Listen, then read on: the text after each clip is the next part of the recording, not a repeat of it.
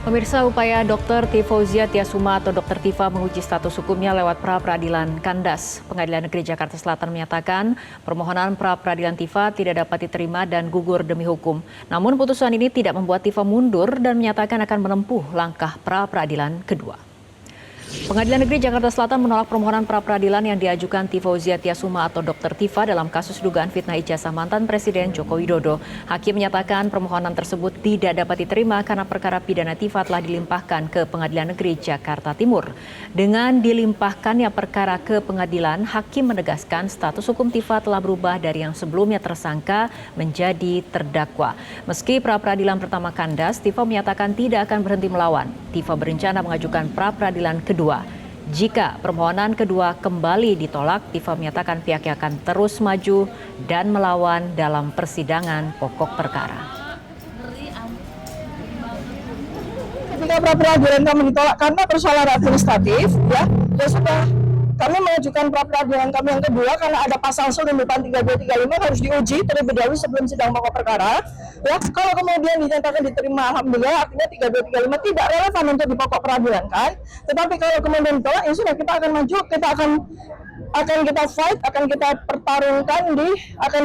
pertarungkan akan kita melawan, akan kita terus melakukan perlawanan. Dr. Tifa dan tim hukumnya juga menyiapkan langkah hukum lain dengan berencana melakukan judicial review ke Mahkamah Konstitusi atau MK. Dr. Tifa mempersoalkan penerapan pasal 75 ayat 4 KUHP dalam perkaranya. Dr. Tifa menegaskan langkah judicial review tidak semata-mata dilakukan untuk kepentingan pribadinya. Ia menilai pengujian terhadap penerapan pasal tersebut diperlukan untuk memastikan proses hukum berjalan sesuai dengan prinsip keadilan dan kebenaran. Perjuangan saya ini bukan soal perjuangan saya pribadi, tapi perjuangan menegakkan keadilan dan kebenaran. Karena bagi kami pasal 75 ayat 4 yang digunakan itu yang tidak sesuai dengan amar putusan itu menggantung dan perlu sekali ada peninjauan dari sisi hukum. Karena itu maka kami akan bergerak untuk melakukan judicial review pada MK terkait dengan penerapan pasal 75 ayat 4 yang menggantung. Sebelumnya, pelapor sekaligus mantan Presiden Jokowi menantang para penuding ijazah palsu yakni Dr. Tifa dan Roy Suryo untuk menguji keabsahan ijazah di persidangan. Jokowi heran Tifa dan Roy justru mengajukan pra-peradilan meski mengaku yakin 100% ijazah Jokowi palsu. Ya kalau yakin 100% palsu,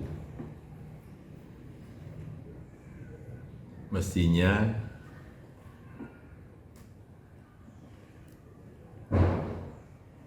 masuk ke pokok perkara di persidangan itu diikuti, tidak malah pra-peradilan. Biar perkara ini segera selesai masalahnya. Pemirsa, pra-peradilan Dr. Tifauzia Tiasuma atau Dr. Tifa kandas di Pengadilan Negeri Jakarta Selatan, namun Tifa menyatakan akan menempuh pra-peradilan kedua. Lalu apa yang sebenarnya dipersoalkan Tifa dalam proses hukum ini? Kami akan membahasnya langsung dengan kuasa hukum Tifauzia Tiasuma, Karina Masta, dan Sekjen Pradi Bersatu, Ade Darmawan. Selamat malam Bu Karina, selamat malam Pak Ade. Selamat malam Bu Fitri, selamat malam Pak Ade. Ya, baik, malam. Saya akan mulai diskusi dari Bu Karina terlebih dahulu. Bu Karina, hakim menilai perkara ini sudah dilimpahkan ke pengadilan dan status Dr. Tifa adalah jelas seorang terdakwa. Lantas untuk apa lagi klien Anda mengajukan pra-peradilan? Begini Bu Fitri, terkait pra-peradilan yang diajukan itu memang tidak kita pungkiri kita ada mengajukan pra-peradilan. Namun tapi terhadap putusan hari ini itu saya ingin menjelaskan dulu ya, pertama sebelum kita masuk ke pra-pid yang kedua. Jadi gini, yang pertama kami itu sepenuhnya menghormati putusan dari Hakim Tunggal Pra-peradilan Pengadilan Negeri Jakarta Selatan yang sudah dibacakan pada hari ini. Kami selaku tim kuasa hukum sangat menghormati putusan pengadilan tersebut karena itu penerimaan kami itu adalah bagian dari penghormatan kami terhadap proses hukum. Namun ada hal yang perlu kami luruskan kepada publik dan juga kepada seluruh yang ada di studio juga, bahwa amar hari ini adalah permohonan tidak dapat diterima atau NO. Oleh karena itu perlu kami sampaikan bahwa ruang pra-peradilan ini memiliki ruang lingkup dan juga objek pemeriksaan tersendiri. Sementara pertanggungjawaban pidana itu kan harus diuji dalam pokok perkara melalui proses pembuktian yang fair dan berimbang. Jadi walaupun hari ini pra-peradilan kami diputuskan ditolak, namun itu bukan akhir dari proses pembelaan. Justru sekarang dengan masuknya sidang ke pokok perkara, fokus kami itu semakin jelas, yaitu kita akan menguji dakwaan, akan menguji alat bukti, menguji saksi, ahli, dan seterusnya.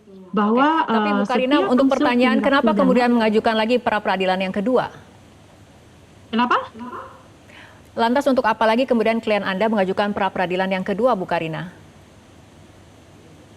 Benar, kami sudah mengajukan langkah pra-peradilan berikutnya, akan tetapi setelah putusan hari ini kami selaku tim kuasa hukum langsung melakukan evaluasi dan dari kami sepakat bahwa kami memilih untuk tidak melanjutkan proses tersebut dan akan melakukan pencabutan secara resmi. Jadi ini bukan persoalan mundur atau takut atau apa ya, tapi ini keputusan hukum dan strategi agar energi pembelaan kami bisa fokus gitu. Jadi fokus kami ini sekarang adalah ke pokok perkara gitu, Bu Fitri. Oke, baik Pak Ade, bagaimana tanggapannya menurut Anda sendiri? Apakah memang clear putusan clear atau tidak putusan peradilan hari ini yang memutuskan status Tifa adalah seorang terdakwa? Ya, Fitri, jadi begini, bahwa kemudian ada SEMA dikeluarkan oleh Mahkamah Agung, ya, itu yang pertama. Bahwa SEMA nomor 3 tahun 2026 itu jelas nyatakan di situ bahwa apabila prosesnya itu sudah didaftarkan pokok perkara atau berjalan, dengan kata lain tetap diterima pra-peradilannya, namun di belakang itu memang dikatakan di dalam poin 3 itu kan jelas bahwa tidak dapat diterima pra-peradilan tersebut. Jadi berapa kali pun teman-teman mengajukan pra-peradilan tentunya putusannya akan sama. Itu bahasa daripada SEMA ya, SEMA nomor 3 tadi. Jadi memang harus diikuti dan lebih gentleman lagi tadi saya mengapresiasi teman-teman advokat bahwa dia akan mencabut. Artinya itu adalah satu tindakan hukum atau upaya hukum yang dilakukan secara strategi tepat menurut hukum. Artinya tidak menyanyiakan waktu yang ada. Justru ingin membuktikan di pengadilan. Nah, inilah memang momentum yang sangat cocok ya sama teman-teman advokat untuk bisa melakukan itu. Itu kami apresiasi. Namun kalau berbicara bahwa prapit-prapit yang teman Dr. Tifa ini yang justru ketika ada SEMA ini harus sangat berhati-hati. Kenapa saya bilang harus berhati-hati? Karena obstruction of justice itu bisa saja Roy karena sendiri ya, Mas Roy itu bisa saja dijerat dengan adanya SEMA tersebut. Kenapa? Karena SEMA itu sudah jelas kategorinya di poin 3, sehingga ketika ada pelanggaran merasa pengadilan dipermainkan atau bermain-main di dalam penegakan hukum, maka tentunya ada pasal dan ketentuan sendiri yang bisa menjerat obstruction of justice tadi. Nah, inilah perlu kehati-hatian. Tapi dari pihak Dr. Tifa saya lihat bagus Mbak, saya apresiasi ya Mbak mau mencabut dan tidak mau bermain-main di ranah pra-peradilan. Itu adalah sikap betul-betul penggawa hukum, artinya membela dengan kapasitas hukum yang ada. Nah, cuman kalau di Roy Suryo ini hati-hati. Saya cuma memperingatkan bahwa kalau di Bang Roy itu sangat rentan sekali dikarenakan adanya SEMA tadi. Gitu. Baik, Pak Ade. Oke, saya akan kembali Bu Karina. Apakah kemudian salah satu pertimbangan dari kemudian pembatalan menempuh langkah pra-peradilan yang kedua adalah karena SEMA nomor 3 2026 ini ada kekhawatiran bahwa pra-peradilan kedua ini berpotensi sia-sia secara hukum? Iya, berarti kalau sia-sia secara hukum itu kan berarti kita mengetahui bahwa akhirnya akan di-NO lagi, kurang lebih seperti itu ya Bu Fitri ya? Ya, Jadi ya Pak Ade, jadi jawabannya adalah tidak. Namun kami sebagai advokat itu harus tahu kapan sebuah instrumen hukum itu digunakan dan kapan strategi perlu disesuaikan setelah terdapat pertimbangan hukum baru. Jadi tidak semua langkah hukum tuh harus diteruskan hanya untuk menunjukkan bahwa kita tuh sedang melakukan perlawanan gitu. Jadi bagi kami yang terpenting bukan banyaknya upaya hukum, tetapi efektivitas pembelaan terhadap kepentingan klien itu. Oke, Bu Karina, artinya jika kemudian pra peradilan kedua batal diambil langkahnya seperti itu, strategi sekarang dari tim kuasa hukum menghadapi babak pembuktian nanti di pengadilan seperti apa? Iya, insya Allah kami siap untuk menghadapi persidangan. Pada dasarnya setiap undangan persidangan itu kami selalu hadir, kami selalu patuh, Dokter Tifa juga selalu hadir. Intinya kami menunjukkan itikat baik kami untuk mematuhi undangan dan menjalankan hukum dengan fair. Nah, terkait dengan menghadapi persidangan yang akan datang, kami tim kuasa hukum baru akan melakukan pertemuan dan juga berkoordinasi terkait dengan strategi-strategi yang akan kami jalankan di persidangan. Baik, Bu Karina, klien Anda dan juga tim kuasa hukum sempat menyatakan menyiapkan langkah hukum lain dengan berencana melakukan judicial review ke Mahkamah Konstitusi. Ini bagaimana kemudian persiapan dan pertimbangannya? Iya. Tapi jawaban Anda kami tahan dulu karena kita harus ikuti jeda berikut.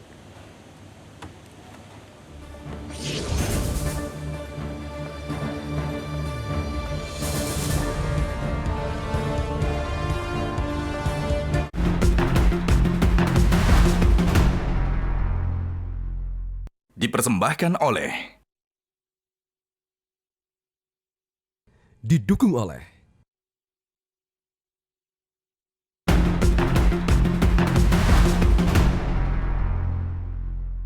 Dipersembahkan oleh Didukung oleh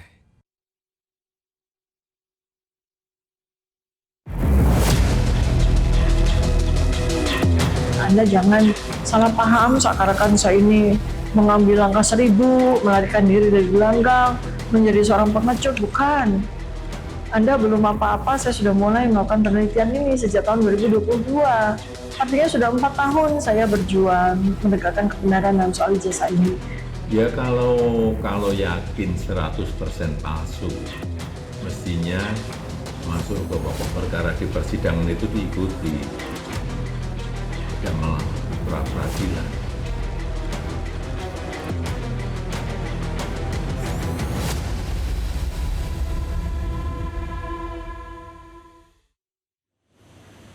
Pemirsa, diskusi kembali kami lanjutkan. Bu Karina, Anda tadi mengatakan dari tim kuasa hukum saat ini fokusnya adalah menghadapi proses persidangan pokok perkara di Pengadilan Negeri Jakarta Timur.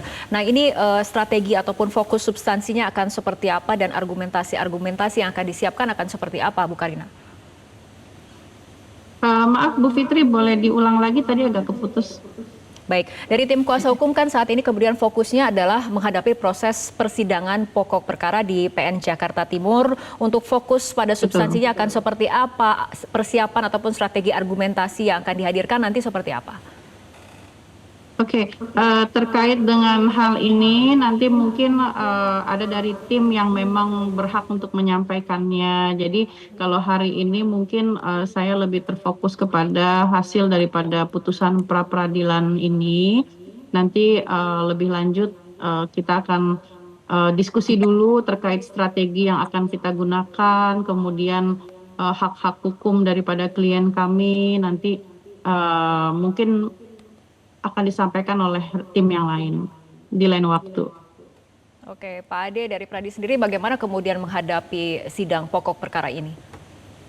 ya. Jadi tim hukum Bapak Insinyur Joko Widodo dan kuasa hukum itu sangat sering kita berdiskusi terkait langkah-langkah pembuktian dan kemudian bagaimana ijazah itu dan lain-lain sebagainya, mengumpulkan para saksi. Nah, bahwa kita konsentrasi akan membantu ya jaksa penuntut umum ya dengan keterangan-keterangan yang telah diambil oleh saksi-saksi sesuai dengan berita acara pemeriksaan tentunya dan persesuaian alat bukti. Nah, persesuaian alat bukti dengan peristiwa yang terjadi. Nah, ini yang menjadi fokus teman-teman jaksa JPU nanti yang mewakili korban di sini. Bahwa keadilan terhadap korban ini sangat penting diperhatikan karena kehadiran negara di sini hadir untuk korban. Ya, kalau Dr. Tifa kan terdakwa ya tentunya didampingi oleh advokatnya. Tetapi kalau Pak Jokowi kan selaku korban tentunya dia akan diwakili oleh negara yaitu JPU untuk membuktikan itu. Persesuaian tentunya itu sangat penting Fitri. Kenapa? Karena rangkaian peristiwa itu harus tentunya sinkronis dengan alat bukti yang ada nanti dia juga di pengadilan. Katakanlah seperti video itu kapan terjadinya, di mana terjadinya, tentunya itu harus persesuaian. Jadi bisa dibuktikan oleh jaksa penuntut umum. Tapi kami meyakini ya bahwa JPU tidak mungkin mendakwa sesuatu ketika dia tidak mampu membuktikan persesuaian alat bukti tadi. Nah, inilah yang menjadi sinkronis antara persesuaian alat bukti peristiwa kejadian bahwa apa yang dilanggar tentunya itu harus sesuai semua agar bisa dipublikasi karena terbuka untuk umum sehingga apa yang menjadi fitnah, hinaan dan tudingan yang dilakukan oleh para terdakwa bisa clear di peradilan. Tentunya kalau objeknya itu ijazah akan diperlihatkan ijazah itu karena objeknya itu adalah ijazah, sehingga ijazah ini ya tentunya sudah melewati sudah melewati laboratorium, puslab, kemudian sudah diuji tintanya, sudah diuji kertasnya, sama enggak dengan ijazah angkatan. Nah, ini semua yang menjadi konsen jaksa yang kita bantu dalam hal pembuktian nanti, bahwa kita mendorong apa yang telah diperiksa nanti BAP sesuai juga nanti pada saat persidangan nanti. Begitu, Fitri. Baik, kembali kepada Bu Karina, apakah dari tim kuasa hukum merasa optimistis akan memenangkan perlawanan terhadap dakwaan pada persidangan pokok perkara di PN Jakarta Timur nanti? Kalau ditanya perihal optimistis, kita hanya berdoa kepada Allah, kita memohon kepada Allah ya tentunya juga dari semua pihak, baik dari pihak Bapak Jokowi, dari Bapak kita juga mohon maaf.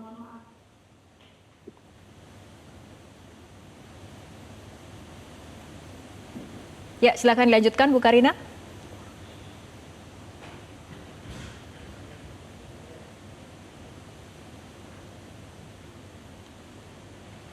Baik, nampaknya terjadi gangguan komunikasi dengan Ibu Karina. Saya akan ke Pak Ade. Pak Ade, artinya menurut Anda akan seperti apa babak baru nanti dalam sidang pokok perkara di PN Jakarta Timur? Ya, jadi nanti Fitri itu nanti sisa langsung masuk ke pokok perkara. Karena tidak ada eksepsi lagi di situ ya.